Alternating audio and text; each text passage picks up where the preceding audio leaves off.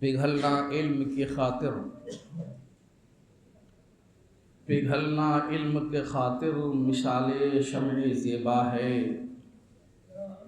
بغیر اس کے تم نہیں پہچان سکتے کہ خدا کیا ہے۔ چوتھا پارہ سورہ آل عمران آیت نمبر 102، جس کی تلاوت کا میں نے شرف حاصل کیا۔ یا ایھا الذین آمنوا اتقوا اللہ حق تقاتہ، اے ایمان والو اللہ سے ڈرو جیسا اللہ سے ڈرنے کا حق ہے۔ ولا تموتن الا وانتم مسلمون، اور تم مرنا نہیں، مرنا مت۔ تو موت تو بندے کے ہاتھ میں نہیں ہے، تو پھر نہیں مرنے سے کیا مراد ہے؟ اللہ فرماتا ہے ولا تموتن الا انتم مسلمون، یعنی تم جب بھی مرو تو حالت اسلام ہی میں مرو، ایمان تمہارا سلامت رہنا چاہیے،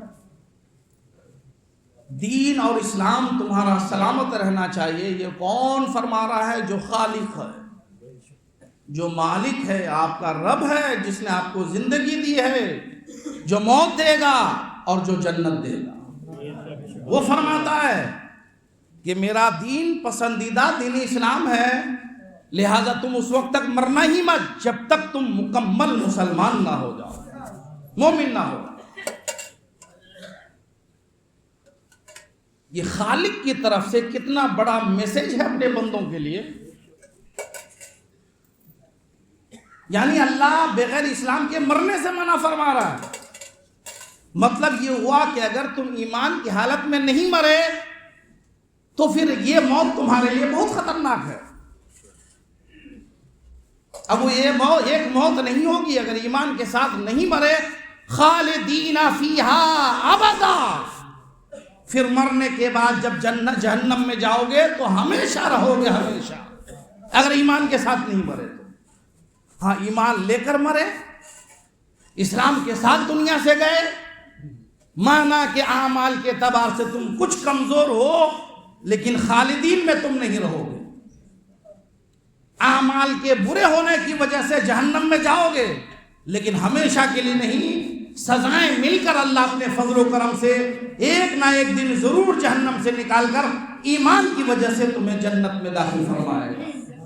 اس لیے اللہ فرماتا ہے جب بھی مرو ایمان کی حالت میں مرو، اور اللہ سے ڈرو جیسا اس سے ڈرنے کا حق ہے۔ اب ہم آپ سے پوچھنا چاہتے ہیں کہ اللہ سے ڈرنے کا کیسا حق ہے؟ کیا حق ہے؟ کیا شان ہے اللہ سے ڈرنے کا؟ کیا طریقہ ہے اللہ سے ڈرنے کا؟ اسی پر ہم تھوڑی دیر آج گفتگو کریں گے۔ بغیر معلومات کے، بغیر علم کے کسی بھی دنیاوی میدان میں، فیلڈ میں قدم رکھ دینا سوائے نقصان اور خسارے کے کیا ہے؟ رمضان آ رہا ہے بھئی، کپڑا مارکیٹ بڑا گرم رہتا ہے تو اگر کچھ لوگ سوچے چلو ایک مہینہ کے لیے دکان کھول دیں کپڑے کی، کوئی ایکسپیرینس نہیں، کوئی تجربہ نہیں، اور دکان کھول کر کے بیٹھ جائے، نفع حاصل کر سکے گا؟ کوئی تجربہ ہی نہیں اس کے پاس، نقصان کر بیٹھے گا۔ اور اسی طرح کوئی دیگر تجارت کے میدان ہیں، آپ کو آتا نہیں ہے، اس فیلڈ کی آپ کو انفارمیشن نہیں ہے، معلومات نہیں ہے، آپ کود جائیے گا، نقصان کر بیٹھیے گا۔ ایک بلڈنگ ہی بنانا ہے، اپنے من سے بنا لیجئے گا، انجینئر کے ڈائریکشن کے بغیر بلڈنگ ٹیڑھی ہو جائے گی، کمزور بن جائے گی، خود کو بھی نقصان پہنچائیے گا، دوسروں کو بھی نقصان ہو جائے گا۔ مطلب کیا ہوا کہ کسی بھی چیز کو کرنے سے پہلے اس کا علم، اس کی تعلیم، اس کی نالج ہونا بہت ضروری ہے۔ بغیر اس کے نالج کے آپ نہیں جان سکتے۔ دنیا دنیاوی معاملہ سے کہیں بڑھ کر دین کا معاملہ ہے، اللہ کا معاملہ ہے، اللہ کے رسول کا معاملہ ہے، قرآن کا معاملہ ہے، تو پھر ہم اللہ اور رسول کو بغیر علم کے کیسے پہچان سکتے ہیں؟ دین کے معاملات کو ہم کیسے حل کر سکتے ہیں؟ کیا حلال ہے، کیا حرام ہے، کیا جائز ہے، کیا ناجائز ہے، ہم بغیر علم کے کیسے حاصل کر سکتے ہیں؟ ہم کیسے اللہ سے ڈر سکتے ہیں؟ کیا کام کرنے سے خدا ناراض ہوگا، کیا کام کرنے سے خدا راضی ہوگا، جب تک اس کا علم نہیں ہو تو کیسے کریں گے آپ؟ نماز پڑھنا ہے لیکن جس شخص کو نماز کا طریقہ ہی نہیں آتا کیسے پڑھے گا وہ؟ پتہ چلا نماز پڑھنا فرض ہے، اس سے پہلے اس کا طریقہ جاننا فرض ہے۔ علم کی اہمیت، اللہ کا خوف ہو، اسلام کی تعلیمات پر عمل ہو، مصطفیٰ جان رحمت کی سیرت پر عمل ہو، تو جب تک آپ جانیں گے نہیں آپ کر کیسے سکتے ہیں؟ نہیں کر سکتے۔ اللہ فرماتا ہے مجھ سے ڈرو جیسا مجھ سے ڈرنے کا حق ہے، تو کیسا ڈرنے کا حق ہے؟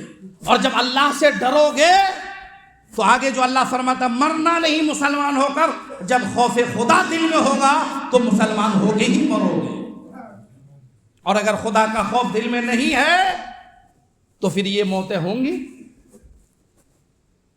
شراب کی موت، کفر کی موت، جوا کی موت، سٹے کی موت، بے حیائی کی موت، اللہ اور رسول کی شان میں گستاخی کرتے ہوئے موت۔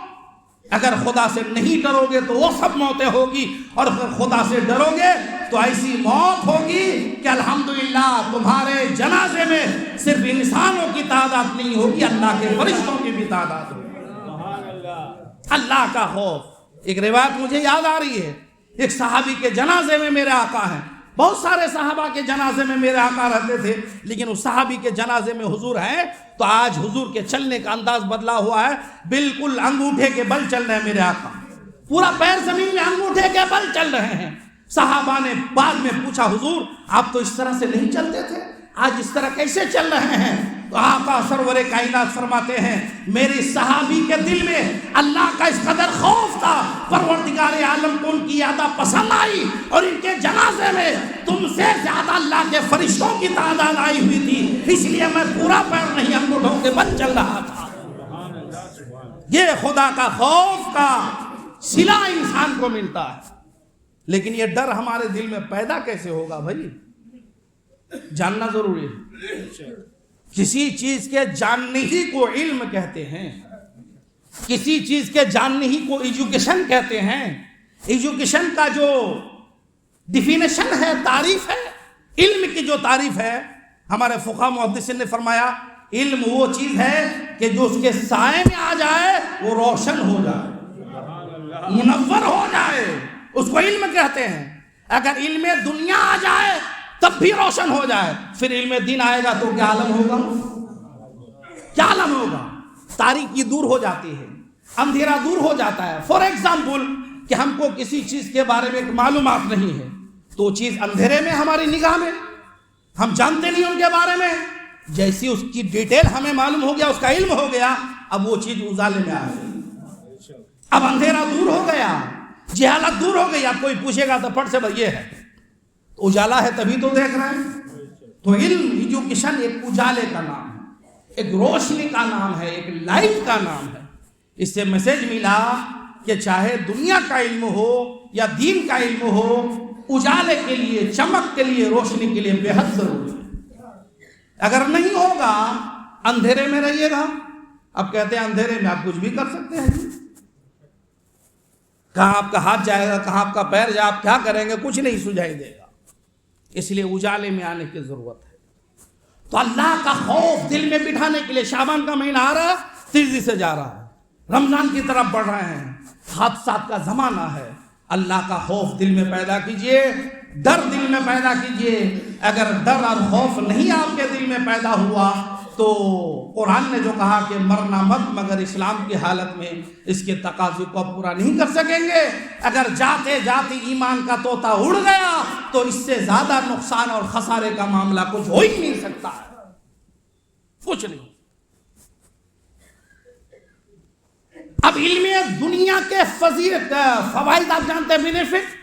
آپ کا بچہ ڈاکٹر بن گیا، لائر بن گیا، انجینئر بن گیا، اور دیگر فیلڈ میں وہ کامیاب ہو گیا، فائدہ ہے کہ نہیں؟ ہے نا فائدہ جی۔ جب علم دنیا کا ماڈرن ایجوکیشن کا اس قدر فائدہ ہے تو جو خالص اللہ کا علم ہو، رسول اللہ کا علم ہو، انبیاء کا علم ہو، علم دین، اس کا کس قدر فائدہ ہوگا. اس کا ایک فائدہ میں بتا رہا ہوں کہ لوگ جمعہ میں نماز پڑھنے آتے ہیں جی. امام ہر طرح کا ہوتا ہے، کچھ تھوڑے کم پڑھے لکھے بھی ہوتے ہیں، کچھ زیادہ پڑھے لکھے بھی ہوتے ہیں، لیکن کوئی بھی ہو اگر وہ امام بن گیا ہے تو آپ نے علم دین کی بنیاد پر امام بنایا ہے. قرآن پڑھنا چاہتا ہے اس لیے امام بنایا ہے. اللہ اور رسول کے حوالے سے کچھ باتیں جانتا ہے اس لیے بنایا ہے. اب آپ دیکھ لیجئے ایک علم دین نے ان کو کہاں پہنچایا. اب اس مسجد کے اندر نمازیوں میں دنیاوی تعلیم حاصل کرنے والے اعلیٰ سے اعلیٰ عہدیداران ہیں.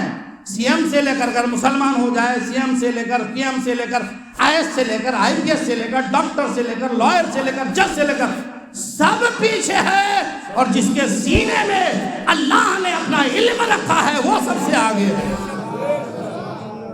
ایک مثال میں نے پیش کیا، مثال کہ دین کا علم کتنا مقام آپ کو بلند عطا کر سکتا ہے، کتنا بلند مقام عطا کر سکتا ہے. میاں جب دین کا تھوڑا سا نالج بھی ہو جائے تو علم اتنا بلند، مقام اتنا بلند ہو جائے. لیکن اگر کوئی پرفیکٹ عالم ہے، بہترین مفتی ہے، بہترین محدث ہے، بہترین فقیہ ہے، پھر اس کی عظمت کا کیا ہوگا. بخاری شریف کی حدیث پاک داماد پیغمبر حضرت عثمان غنی ذو النورین فرماتے ہیں خیرکم من تعلم القرآن وعلمہ. اللہ کے نبی ارشاد فرماتے ہیں تم میں سب سے بہتر وہ ہے جو قرآن سیکھتا ہے اور دوسروں کو قرآن سکھاتا ہے.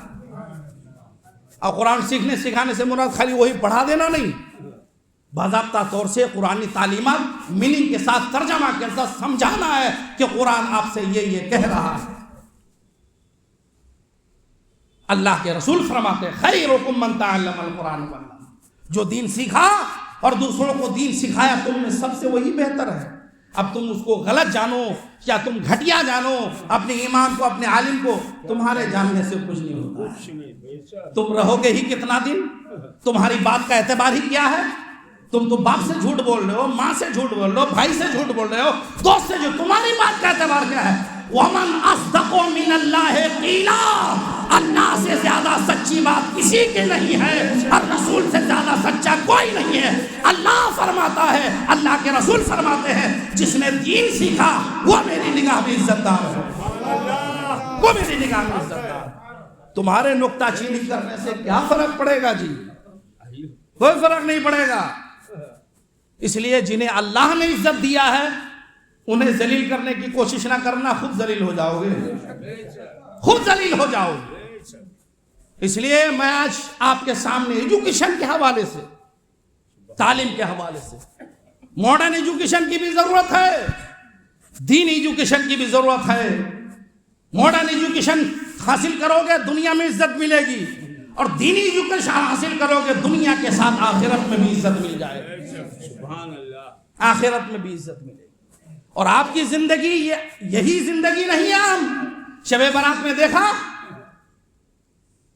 قبرستانوں میں آپ گئے، کم سے کم اندر سے ایک درد ابھرا، میرے باپ ہیں، میری ماں ہے، میرے دادا ہیں، میرے نانا ہیں، میری ساس ہے، میرے آپ گئے، اچھا ہوا جانا چاہیے، کم سے کم یاد تو آئی. اور جب ان کی یاد آئی تو آپ کو اپنی بھی یاد آئی کہ یار مجھے بھی تو یہیں آنا ہے. تو کچھ تو خدا کا خوف پیدا ہوا، کچھ تو اللہ کا ڈر پیدا ہوا. تھوڑی دیر تو گناہوں سے توبہ کیا، تھوڑی دیر تو قرآن کی تلاوت کیے، تھوڑی دیر تو ان کے لیے دعا کرتے رہے، تھوڑی دیر اپنے لیے دعا کرتے رہے. ارے تھوڑی دیر مردوں کی یاد آ گئی تو اتنی دیر خدا کی عبادت میں لگ گئے. اگر پرماننٹ خدا کا خوف ہمارے دل میں ہو تو نماز چھوڑے گا آدمی؟ گناہ کرے گا آدمی؟ برائیوں میں ملوث ہوگا آدمی؟ نہیں. اس لیے قرآن بار بار کہتا ہے ارے میرا خوف دل میں پیدا کر، باقی سب کام ہو جائے گا. میرا ڈر دل میں پیدا کر، سب کام ہو جائے گا، سب کام. نہیں پڑھنے کی وجہ سے ہم مسلمان ہیں اور فخر سے کہتے ہیں مسلمان ہیں. فخر سے کہا کرو، کیونکہ قرآن نے فرمایا کہ تم مسلمان ہو اور تم سے بہتر کسی کے پاس نہ مذہب ہے اور نہ تم سے بہتر انسانوں میں کوئی انسان ہے. فخر سے کہو میں مسلمان ہوں، اور اللہ سے دعا کرو پروردگار اسی اسلام پر میرا خاتمہ فرما. اسلام چھپانے کی چیز نہیں، اسلام کو چھاپنے کی چیز ہے۔ ہم کوئی جھوٹے مذہب کے پیروکار نہیں ہیں، جھوٹے خدا کے ماننے والے نہیں ہیں، زندہ خدا کے ماننے والے، زندہ دین کے ماننے والے ہیں اور سچے دین کے ماننے والے ہیں۔ ہر دین پہ لوگوں نے نکتہ چینی کی ہے، اگر کسی دین کی تائید کی ہے اپنوں نے بھی غیروں نے بھی، وہ دین اسلام ہے۔ ارے جس دین پر دوسرے فخر کر رہے ہیں وہ دین تو تمہارے پاس، وہ اسلام تمہارے پاس ہے، تو پھر میاں تم فخر سے کیوں نہیں کہو گے کہ ہم مسلمان ہیں؟ دنیا کے چاہنے والے سے، دنیا کے چاہنے سے کیا ہوتا ہے؟ تم اسی پہ قائم رہو۔ ایک حدیث پاک بخاری مسلم کی پیش کرتا ہوں، ایک صحابی رسول تبلیغ کے ارادے سے، اسلام پھیلانے کے لیے مکہ کی سرحد، مدینہ کی سرحد سے نکلے اور آگئے کہاں؟ یورپ کی دنیا میں دسترخوان میں کھانے لے۔ جب دسترخوان میں کھانے لے کے بادشاہ وقت کے ساتھ بیٹھا کہ بھائی مسلمانوں کا مبلغ آیا ہوا ہے، ان کا سفیر آیا ہوا ہے۔ سفیر، اس زمانے میں سفارت خانی چلتی ہے نا، سفیر آیا ہوا ہے، دسترخوان لگایا گیا، کھانا چن دیا گیا۔ اب اسی دسترخوان پہ کھانے کے کچھ ٹکڑے گر گئے، اور یورپ میں دسترخوان پر گرا ہوا کھانا اٹھا کر کے کھانے کو وہ لوگ توہین اور حقارت کی نظر سے دیکھتے تھے کہ ایسا آدمی یار پیٹ بھرا نہیں کیا اٹھا کے کھا رہا؟ مگر صحابی رسول تو صحابی رسول ہیں، ان کی نگاہ میں تو مصطفیٰ کی ذات ہے جی۔ جن کی نگاہ میں چہرہ مصطفیٰ پر جائے اس کی نگاہ میں شاہانہ زمانے کی کیا حیثیت ہے؟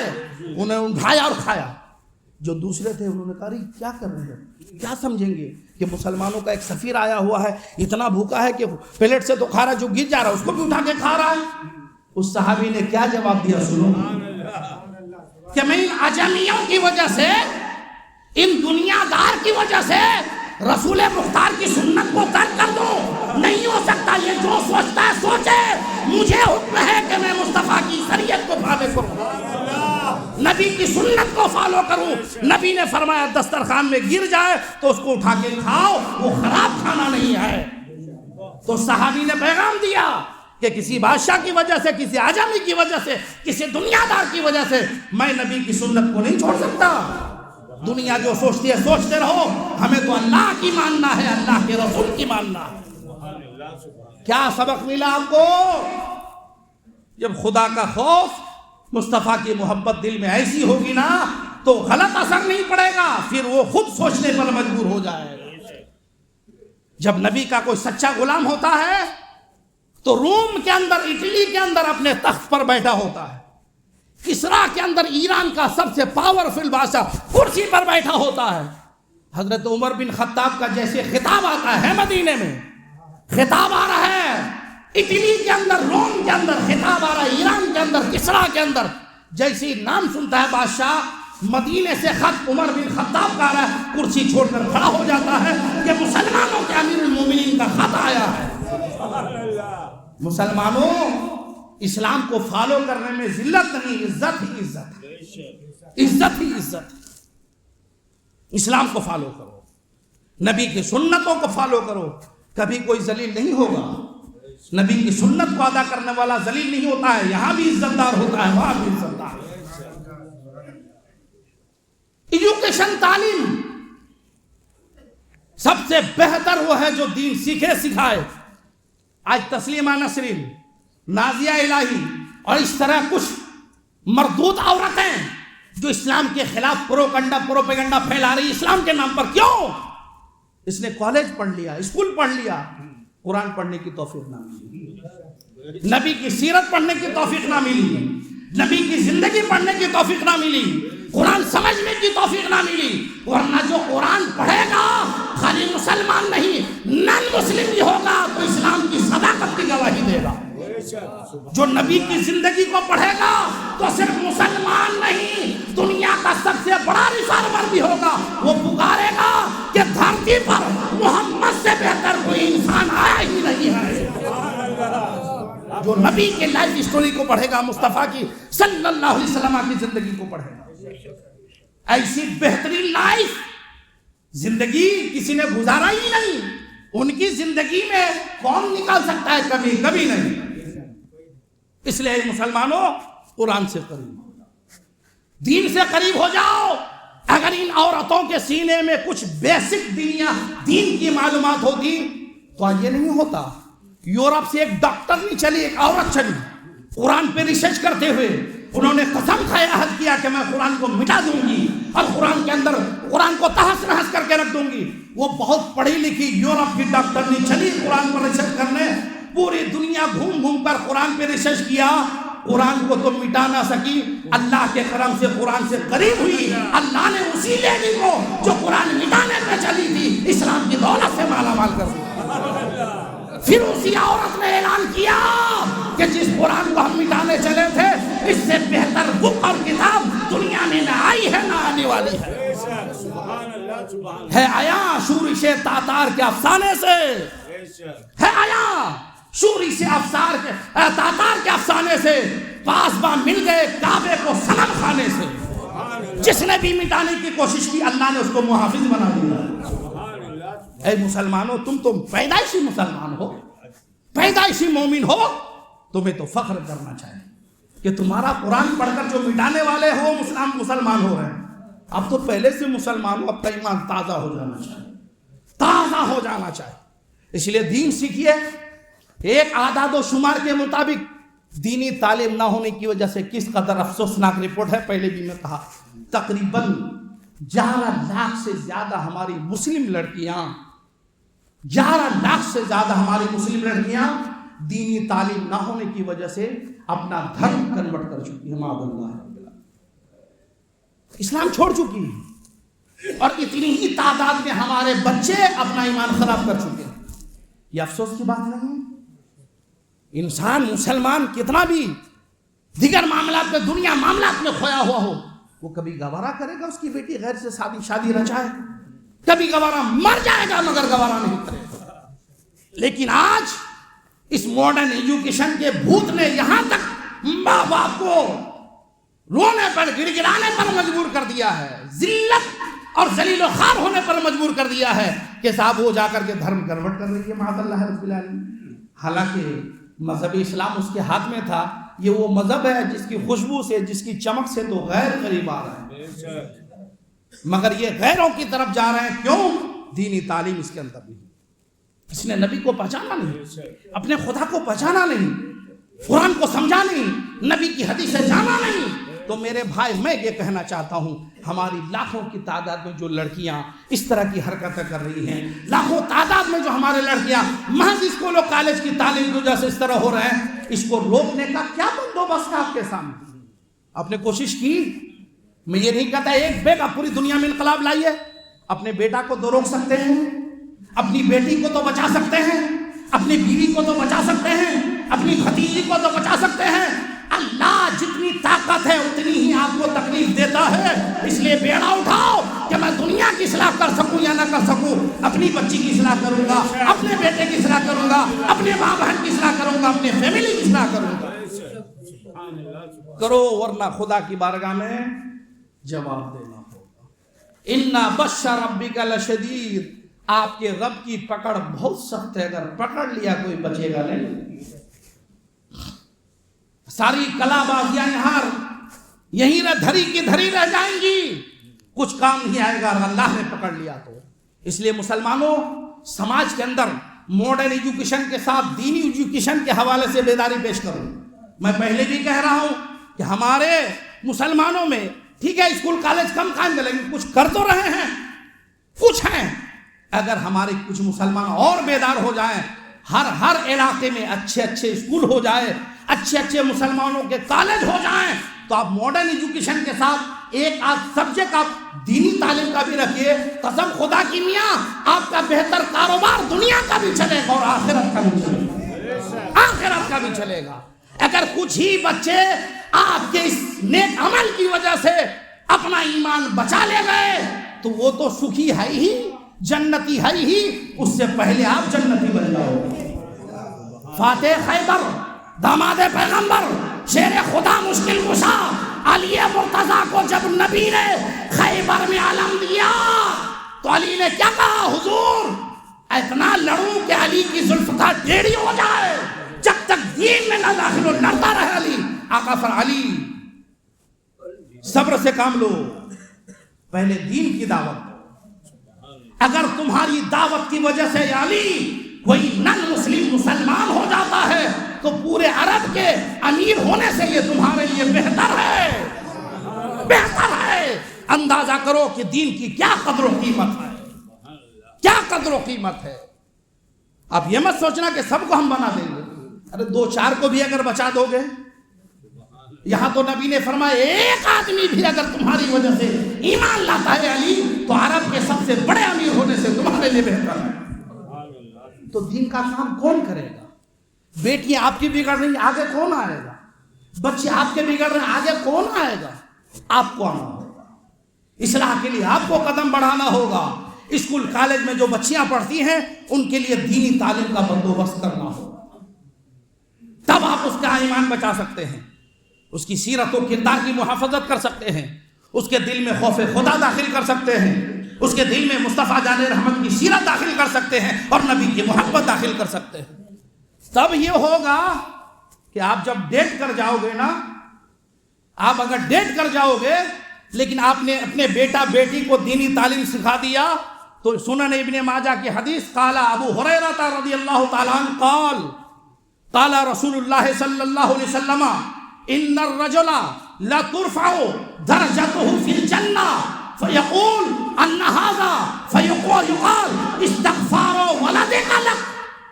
آدمی جائے گا، مرے گا، جنت میں اللہ داخل فرمائے گا، درجہ بلند ہوگا. وہ آدمی کہے گا حضور پروردگار میں تو اتنا نیکوکار نہیں تھا، اتنا اچھا نہیں تھا، پھر یہ جنت میں اتنے درجات کہاں سے ملے؟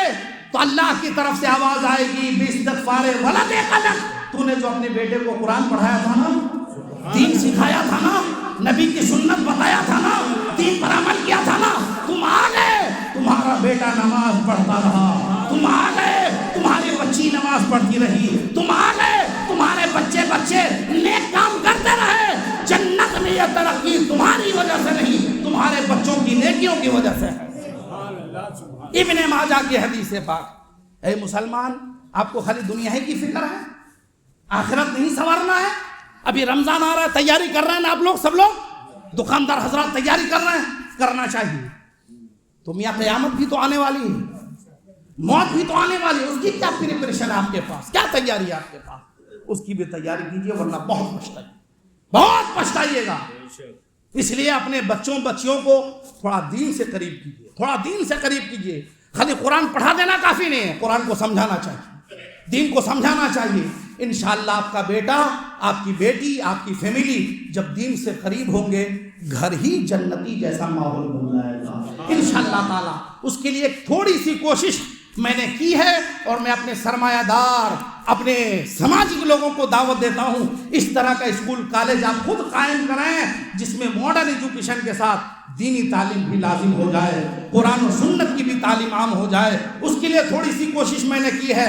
مرکزی دارالعلم کے نام سے ایک مرکز میں نے ادھر باریک ملا مسجد کے پاس قائم کیا ہے تاکہ ہماری جو بچیاں جو اسکول کالج میں یا نہیں بھی پڑھتی ہیں وہ وہاں آ کر کے دین سیکھ سکیں، ماڈرن ایجوکیشن کے ساتھ دین کی تعلیم سیکھ سکیں. ہمارے وہ بچے جو اسکول میں پڑھتے ہیں، حافظ بننا چاہتے ہیں، قرآن بہتر کرنا چاہتے ہیں، حدیث رسول پڑھنا چاہتے ہیں، وہ آ کر کے وہاں پڑھ سکتے ہیں. ایک بہترین انتظام. اور جو ماڈرن ایجوکیشن نہیں جانتے ہیں ان کے لیے انگلش، میتھ اور کمپیوٹر کا بھی انتظام رکھا گیا ہے. میں کہتا ہوں یہ ہمارا قدم ہے، مرکز کے نام سے آگے بڑھیے، اپنے بچیوں کو لے آئیے اور اس طرح کی پیش قدمی آپ بھی کیجیے. یہ پیش قدمی حالانکہ میری کوئی بیساکھ نہیں، کوئی حقیقت نہیں ہے، آپ کے تعاون ہی سے سب کام ہوگا. اللہ نے جنہیں دیا، اگر وہ آگے بڑھے گا تب کام ہوگا. میں اس لیے آگے بڑھ گیا، ہو سکتا ہے مجھے دیکھ کر ہمارا کوئی مسلمان آگے بڑھ جائے تو انشاءاللہ بیڑا پار ہو جائے گا. میں آج بھی دعوت دیتا ہوں اپنے مسلمانوں کو، اللہ نے دولت دیا ہے تو اپنی قوم کے لیے کچھ سوچو. اپنے مکان بنایا، بلڈنگیں بنائی، پراپرٹی بنائی، ٹھیک ہے، کوئی ہاسپٹل بھی اپنی قوم کے لیے بناؤ، کوئی بہترین اسکول جس کے ساتھ دینی تعلیم بھی ہو اپنے قوم کے بچوں کے لیے بناؤ. انشاءاللہ بظاہر اسکول ہوگا، حقیقتاً اگر نیت آپ کی پاکیزہ ہے تو جنت کے حاصل ہونے کا ذریعہ ہو جائے گا. پروردگار عالم ہمیں دین سیکھنے کی توفیق دے، کیونکہ بغیر دین سیکھے خدا کو پہچان نہیں سکتے، اللہ کو پہچان نہیں سکتے. اللہ کو پہچاننا ہے، حضور کو پہچاننا ہے، دین کو پہچاننا ہے، تو دینی تعلیم حاصل کیجیے۔ پروردگار عالم خیر کے توفیق